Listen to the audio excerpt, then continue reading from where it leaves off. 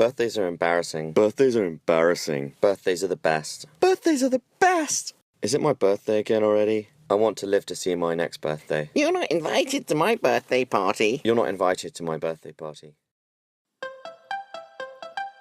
Ripple Puddle. Welcome to Ripple Puddle. Welcome to Ripple Puddle. Welcome to Ripple Puddle. Ripple Puddle. Bienvenidos a Ripple Puddle. Bienvenue à Ripple Puddle. Ripple Ripple Puddle. Puddle. Ripple Puddle. Rip. Ripple Puddle. Rip. Rip. Ripple Puddle. Ripple Puddle. Ripple Puddle. Welcome to Ripple Puddle. You are listening to episode 2, Happy Crappy Birthday. I'm Stephanie Hafer. And I'm Carla Taylor. Happy birthday. As if birthdays were only meant to be happy. But everyone knows that sometimes birthdays can be weird or sad or painful in a growing pains kind of way. Do you like your birthday? Whatever kind of relationship you have with your birthday, it can simply be a reminder that you are alive. You are a sex miracle, and that is a wonderful thing. So if today is your birthday, cheers to you and your life. And to the rest of you, cheers to you too. Now let's celebrate. It ain't gonna last forever. Ready to eavesdrop in? A birthday, your birthday, happy birthday to you. Happy Smurf Day, but well, the Smurfs are digital now, and no one cares what they have to say since Saturday morning cartoons were taken off the air back in 93? Or 92? I'm not sure. If you're gonna live, it's nice to know that you've accomplished being alive. Isn't that worth celebrating unabashedly?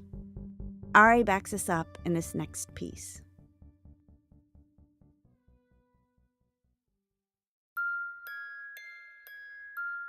Birthdays were always super, super important to me and my family. I mean, my parents did everything they could to give each and every one of us everything we wanted, from cars when we were 16 to surprise birthday parties with In-N-Out trucks and a keg of Newcastle for your 21st. I mean, they did everything they could in their power to, just give us a wonderful life. And, in 2012, March 23rd, which is 7 days before my birthday, I was born March 30th, 1980. I entered the hospital with a recent diagnosis of HIV, and I had PCP pneumonia, which is a very, very ridiculous case of pneumonia. I just remember I was so sad that it was a week before my 32nd birthday, and I was like, am I gonna get out? Am I gonna get out? And, all the nurses and doctors were being so kind and so sweet. Oh, we're going to do our best to get you out, Ari. I think it was the day before, on March 29th, I fell seriously ill. My lungs collapsed, and I was intubated and put on a machine called ECMO.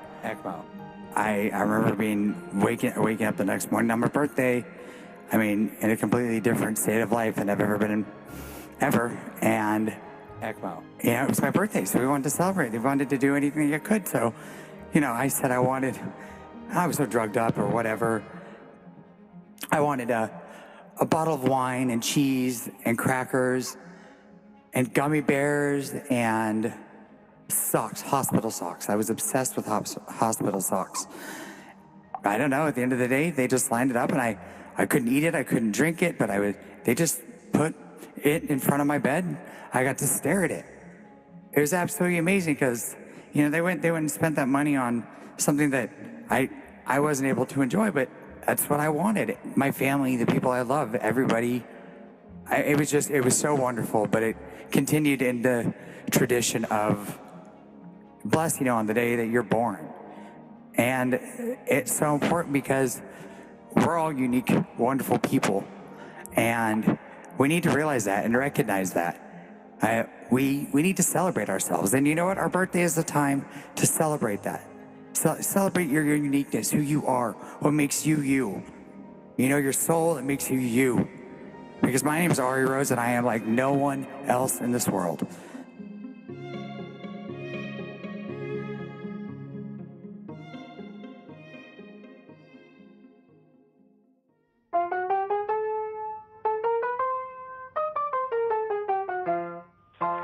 Tia Carla. I love you. Thank you for the wonderful birthday presents for my birthday. But today, it's not my birthday. Bye.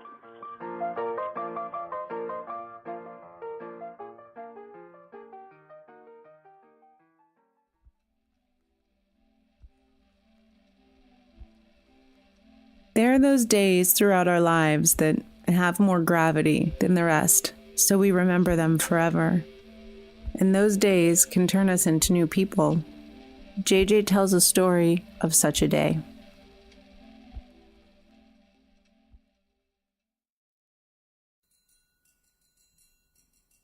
My final weeks as a 7-year-old were spent counting down the days to leaving home and heading to boarding school. My mother took care of packing my trunk. Everything in it, apart from my lifelong companion, Baba the hippo, was starched and new.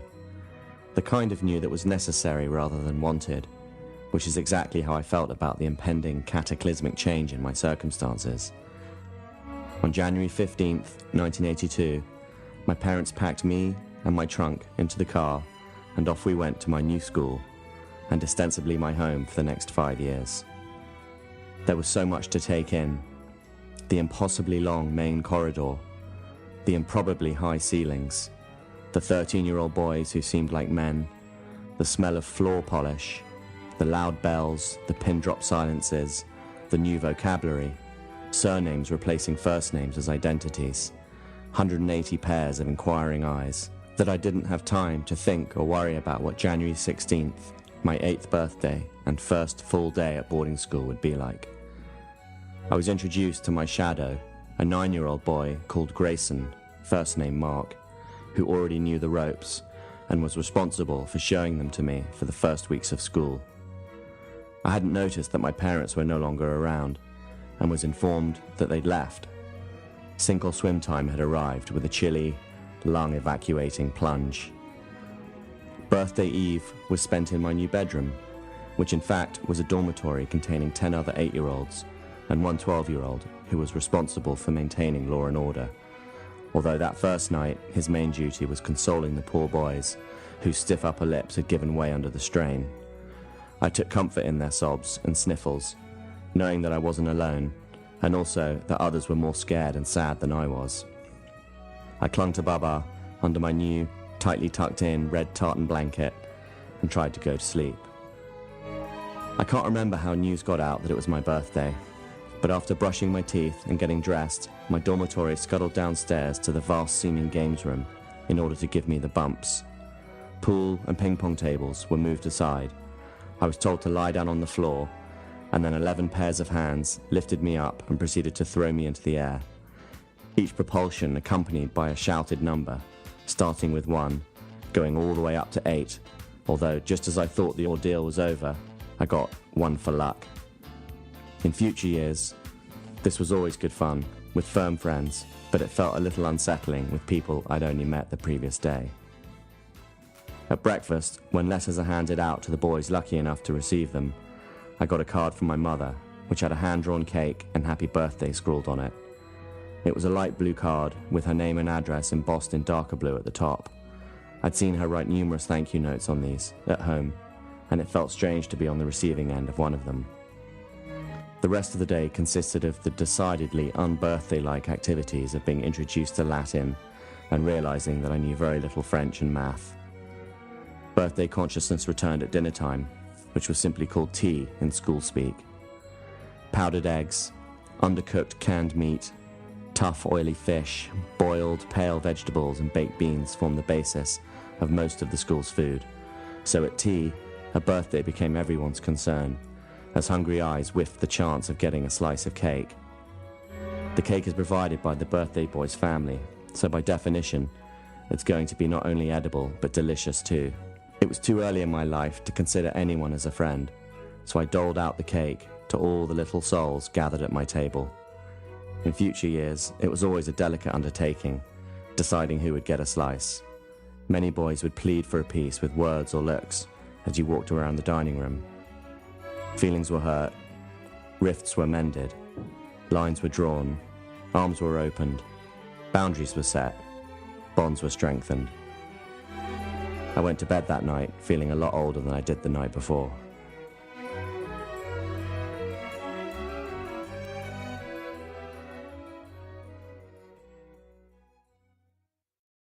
Boom, snap, clap, ba-boom, snap, clap, snap, boom, snap, clap, ba-boom, snap, clap.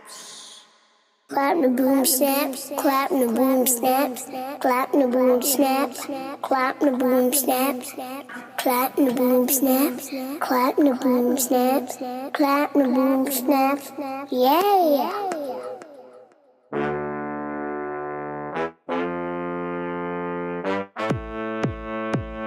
It's your birthday, oh yeah, oh yeah. Happy birthday, oh yeah, oh yeah.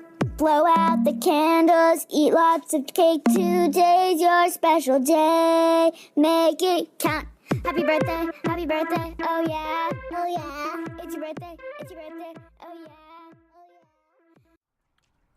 If you ever decide to go crazy and wander into the woods without intention of coming back, you can reimagine your life in a new landscape.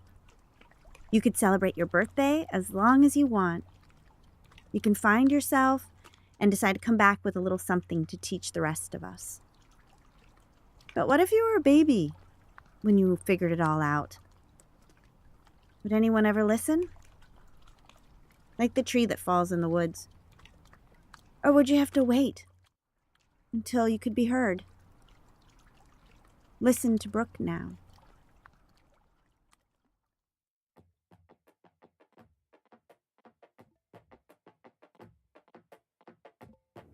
I was born July 9th, 1981, to a 15-year-old, blonde hair, brown-eyed mother in Fort Worth, Texas. The reason I know that is because I have papers filed away in a file cabinet, and really all I have is the color of my mom's hair and the color of my mom's eyes, what she did in high school. And then I also know that my dad was 16 years old and he had brown hair and green eyes, so I must have taken after my dad. They both were members of the band, so I'm assuming that that may have been where they met. I have this great picture in my head that maybe my mom played the flute and maybe he played the trumpet and they met during marching practice or something, but that would be really cool if that's the way it happened. Maybe I'll never know, but maybe I will. I always say that I kind of had two birthdays in the month of July. I had the day that I was born, July 9th, and then there was kind of this period of time in between July 9th and the few weeks that my parents got me that I was kind of a loner baby. I didn't have a parent. You know, I was just chilling there in my little crib. My parents at the time lived in League City, which is a town right outside of Houston. The phone rang and my brother, who was also adopted, picked up the phone and they said, "Creed, this is the Edna Gladney home. Is your mom or dad there?" And my dad was mowing the lawn and I think my mom was in the shower. It was a Saturday morning, my mom says. My brother ran outside and told my dad and said, Brooke is here. And my dad stopped halfway between mowing the lawn. I guess half of it was cut and half of it wasn't, and ran inside and got my mom out of the shower. And that day they booked a flight to Fort Worth to pick me up. I think that I have two different birthdays in July. I have the birthday, my actual literal birthday, July 9th. And then I have that time spent in between where I was just this loner baby. And then I have the times where my parents actually, I came home with them and that's my birthday. And so every year I don't just celebrate my birth date, I celebrate a birthday month. I didn't understand July 4th. And of course, it's America's birthday and there are fireworks and there's celebrations. Well, before I knew, about my country's date of birth, all I knew about was my date of birth. And I always thought that the fireworks were for me. They were always for me, right? And to this day, I still, in my heart of hearts, like to believe that they're for me. It just makes me happy.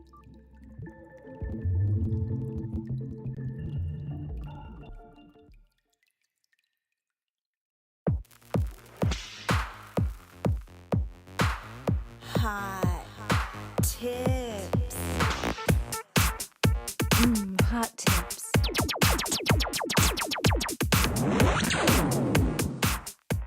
In response to your request that I share a piece of sage advice, I will say that I can happily offer advice, but only with the knowledge that what I am advising is very possibly wrong, and as each birthday passes, I do know more that I do know less. So there's that.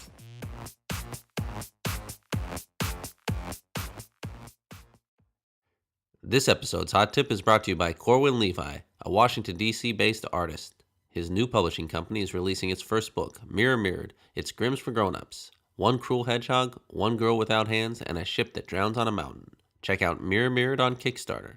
Go to our website for links and more information.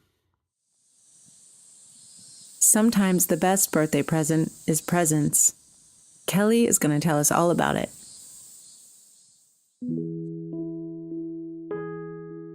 I had to have been in 3rd or 4th grade, and one of my classmates, his kid Scott, was having a birthday party and invited everyone in the class.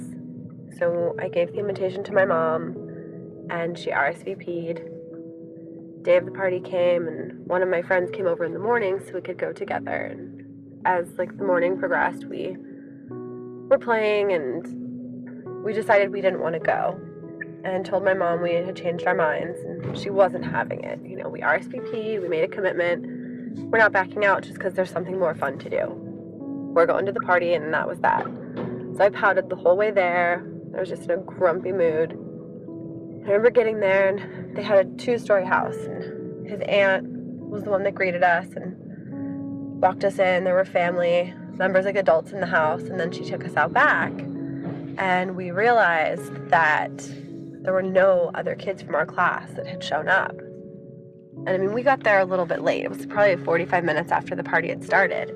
Like I said, no other kids were there. And I remember looking at his aunt, and she was smiling, but I remember seeing in her eyes that she was so sad for him that no kids had come to his party, just aside from family.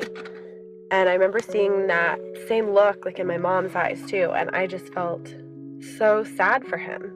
And I felt so guilty that we had not wanted to go.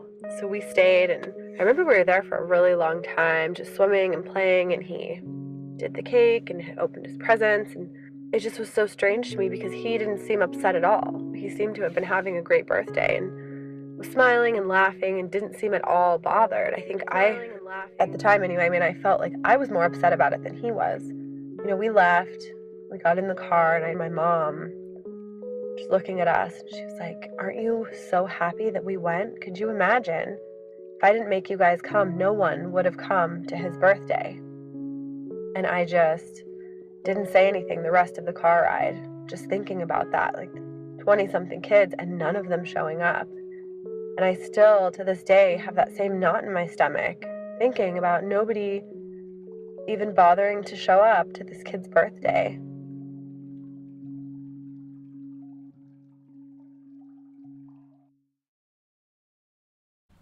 Ever since I've known Steph, she's been really quiet about her birthday. I asked her why she was so private, being that she takes life in so fully. Her answer is one of my favorite birthday stories ever, and it reminds you that one of the best ways to take things in is just to take things off. I was born on May 23rd, 1978. When I turned 20 and my passions were mighty, yet displaced, I spent the first half of my birthday crying. I was home for the summer, and my parents went about their usual biz, clearly not aware of the date. I had never made a point to tell people it was my birthday, feeling almost embarrassed by it. As the day progressed, I realized that none of my friends seemed to have remembered either. I considered for a moment that I was actually dead, a ghost walking the earth on her birthday. Yeah, that's good, I thought. A sad, dead ghost.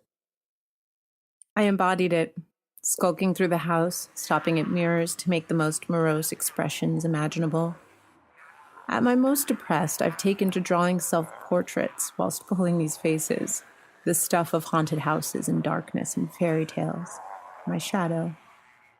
Somewhere in this daydreamy, nightmarish place, I realized that I really would die someday, and spending my birthday crying was no way to live. I couldn't let anyone else affect the way I felt. If they didn't remember my birthday, so what? I did, and I was responsible for my happiness. especially on this day of all days. I considered the best way to feel alive. Swimming. I had to go swimming. Outside. In nature. Outside to feel alive. So I drove to Fountainhead, a tributary of Virginia's Occoquan River and conveniently located within 10 miles of my parents' house. I've kayaked and hiked around there, and there are many private spots for swimming, although the first thing I'd like to point out is that swimming is forbidden in this water. There are signs posted saying so, as there are no lifeguards on duty, which, I figured, meant that there would be no one to catch me swimming. There's something else to point out, but I'll get to that in a minute. I hike through the woods, find a quiet spot, kick off my sandals, set my car keys down, take off my clothes and wade into the cool water. Mud squishes between my toes.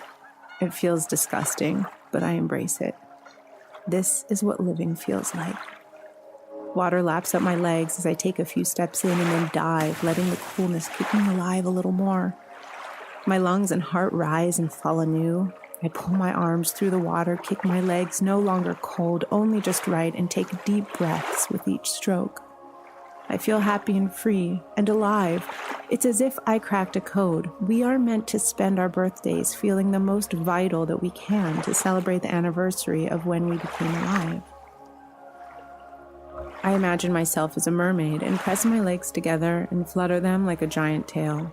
No matter how old I get, that never gets old. Just like fart jokes. I sing too because I'm all alone. I go through all my strokes, freestyle, breaststroke, and backstroke.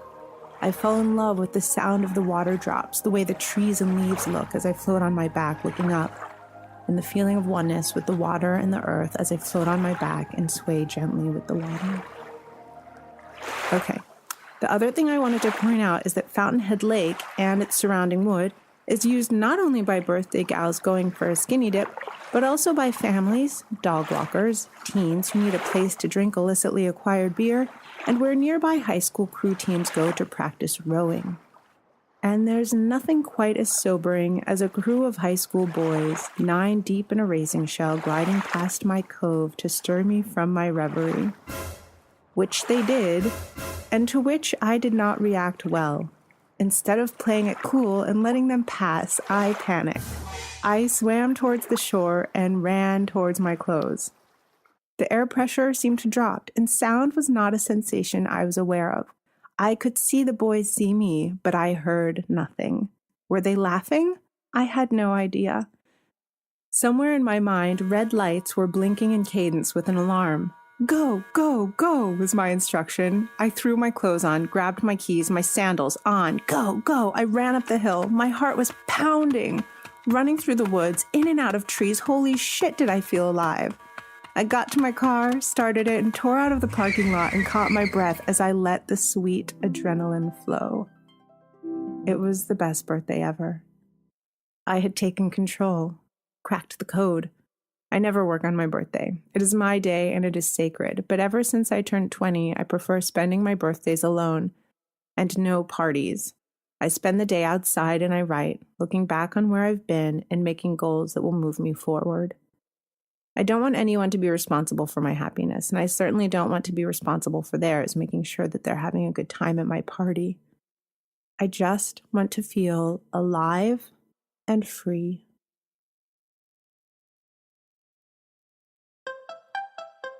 You've just heard Aria Rose, JJ Hillwood, Brooke Green, Kelly Zadanek, and Stephanie Hafer. Special thanks to Felipe Sanchez, Addie and Luke Hafer, Eliza and Kate Dana. Ripple Puddle is produced by myself, Stephanie Hafer, and Carla Taylor. Theme music by Stephanie Hafer. Hot Tips theme by Carla Taylor and Broke for Free. Thanks for listening. Please be sure to check out our website, www.ripplepuddle.com, where you can find Stephanie's left-handed drawing series and information about our next episode. We would also love to hear from you. Yes, you. If you'd like to leave us an anonymous story for our next episode, email us at ripplepuddle@gmail.com or call us at 313-389-6013. Here's a teaser for episode 3, Spill Your Guts, due out on January 5th. Bless me, Father, for I have sinned.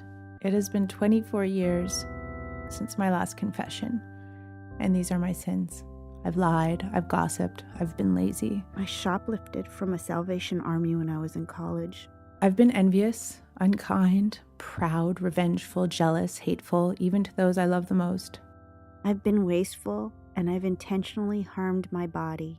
But I believe in magic and in aliens, and I think Jesus seemed like a really nice man. I can't stop the impure thoughts. He would make a good uncle. Uncle Jesus. I don't know if God exists, or if this is just all my doing. I have killed bugs. Please join us in the confessional for episode 3, Spill Your Guts, January 5th, 2015. Say 10 ahas, 3 alleluias, and you will be absolved. This and much more.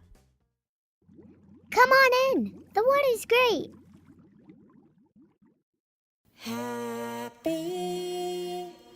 Happy birthday to me. Happy birthday to me. And to you. Happy birthday to me.